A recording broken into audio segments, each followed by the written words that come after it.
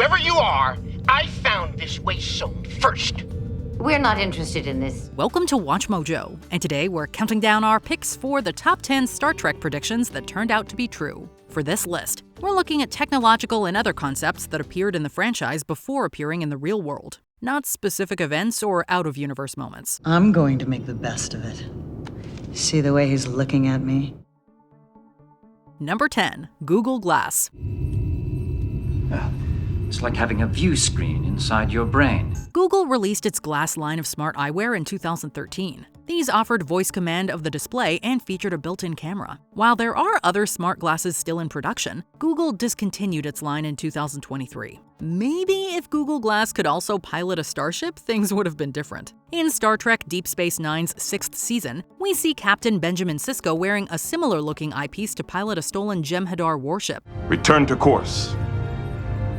Warp 7. While he certainly looked badass wearing the device, it gave him headaches. It was designed for the Vorta, but Cardassians could also wear it, which is why Garrick put it on for the mission. Google Glass apparently also wasn't for everyone. Well, that won't do us much good. Number 9. Medical scanners. The tricorder has been part of Star Trek since the original series.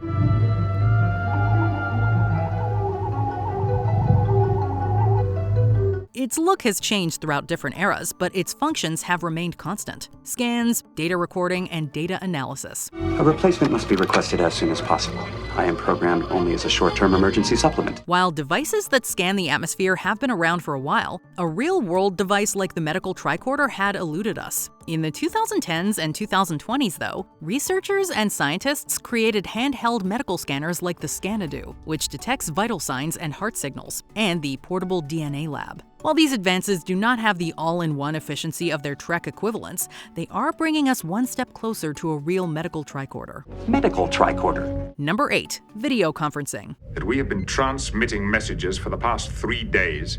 Captain, Goran wishes it were possible to talk with everyone who wants an audience, but he is one man. While the technology has been around for decades, video calls and conferencing were only used on a semi-regular or regular basis by larger companies and governments, and for special events by well-off individuals. We'd have to wait until the 2010s for the communication method's widespread use to start. Of course, you wouldn't know it watching old Star Trek. Since the original series, two-way video communication has been the norm. You have 8 Earth minutes left.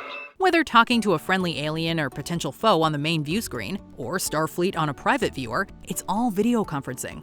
It isn't flawless either. There are interruptions and communication delays based on distance or equipment malfunctions, just like there are in real video calls. For God's sake, Walker, this is a secured channel. No! Number 7. Voice communication with devices. The concept of interacting verbally with the ship's computer and other devices is inseparable from Star Trek. It's baked into the franchise's DNA. Program complete. You may enter when ready. It's no surprise then that Apple and Google had approached the late actress Majel Barrett Roddenberry, the voice of the Enterprise D's computer, about potentially voicing the digital assistants they were developing prior to her passing in 2008. Holodeck?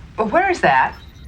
Follow the comm panel lights. They will lead you there. While simply talking to assistants like Alexa and Siri is now commonplace, it wasn't for the first 4 decades Trek was on the air or in cinemas. Scotty found this out the hard way and the hilarious way when he traveled back to 1986. Hello, computer. Just use the keyboard.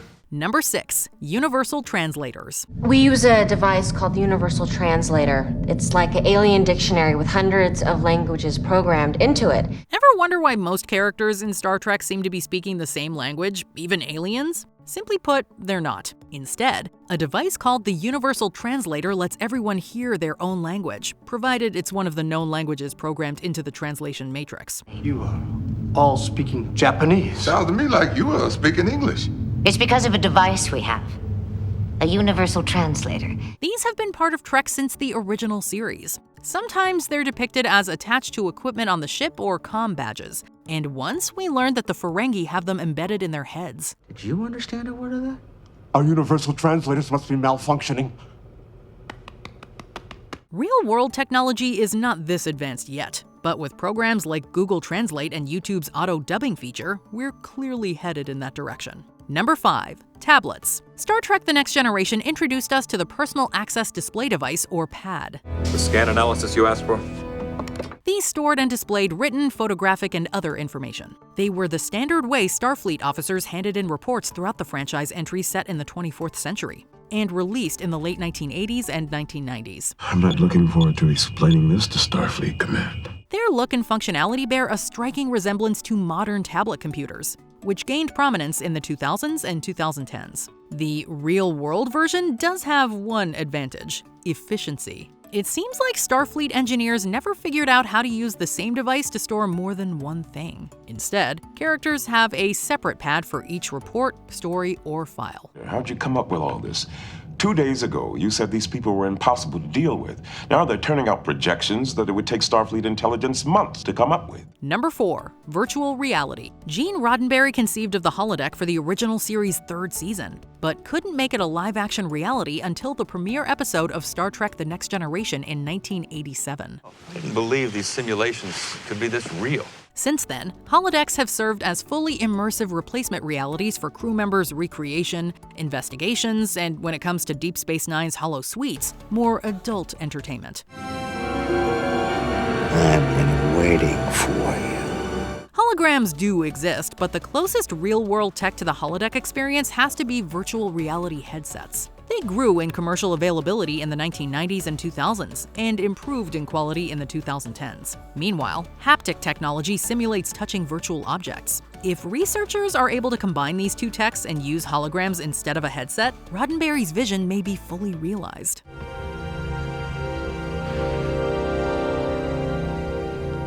I think. Therefore I am. Number 3. Artificial intelligence. Lieutenant Commander Data of Star Trek: The Next Generation is a representation of where artificial intelligence and robotics could head in an ideal future. Its responses dictated by an elaborate software written by a man. Its hardware built by a man. He is an android that can learn, problem solve, and carry on a conversation like a human. He has a personality, can make friends, have intimate encounters, and even fought for his right to personhood in court. As I experience certain sensory input patterns, my mental pathways become accustomed to them. That future may be way closer than the 24th century, though. Advancements in the late 2010s and early 2020s have led to AI that can problem solve, rationalize, and converse like a human with a personality. It's not completely autonomous yet, maybe for the better. Once, Data essentially got hacked, and he used his abilities to take control of the Enterprise D in a matter of minutes. Computer. Recognize Data. Lieutenant Commander. Alpha 1 clearance. Number 2. 3D printing. Of all the technology in Star Trek, beaming seemed like the least likely for us to have this century, with the replicator a close second, in particular the food replicator.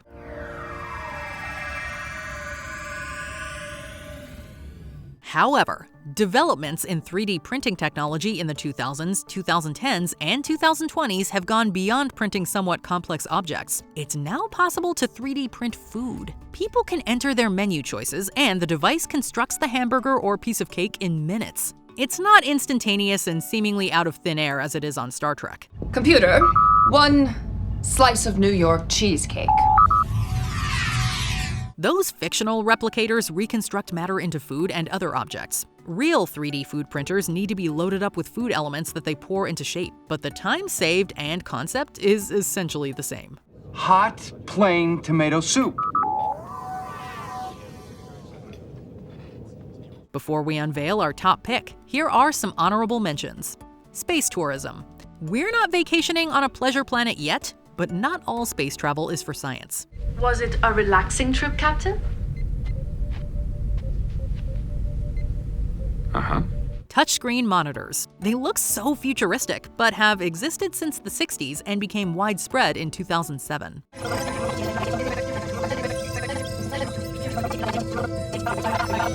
Before we continue, be sure to subscribe to our channel and ring the bell to get notified about our latest videos. You have the option to be notified for occasional videos or all of them. If you're on your phone, make sure you go into your settings and switch on notifications.